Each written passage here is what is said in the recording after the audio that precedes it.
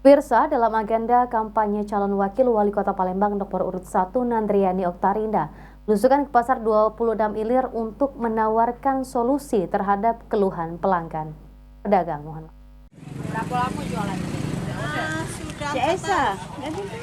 Calon wali kota Palembang nomor urut 1 Nandriani Oktarinda pada Senin pagi belusukan ke pasar 26 Ilir dalam agenda tahapan kampanye pemilihan wali kota dan wakil wali kota Palembang 27 November mendatang.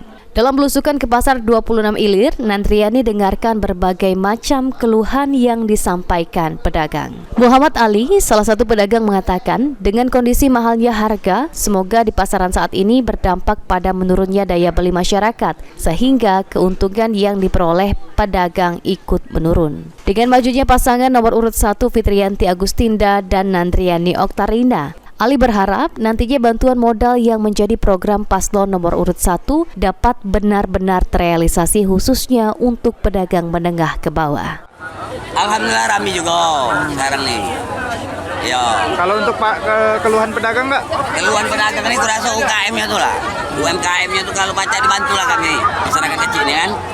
Kalau mereka dimaju. Menanggapi hal tersebut, Nandriani Oktarinda, calon wakil wali kota Palembang nomor urut 1, menawarkan solusi terkait permasalahan pedagang untuk menjaga kestabilan harga sembako, memberikan fasilitas tempat yang layak, serta memberikan bantuan modal bagi pelaku UMKM. Hasil kunjungannya ketemu dengan pedagang-pedagang yang dikeluhkannya adalah jangan sampai mereka digusur, dan juga mereka berharap harga bisa distabilkan, dan juga mereka berharap nanti di kepemimpinan Fitri Nandri bisa benar-benar pedagang-pedagang diperhatikan.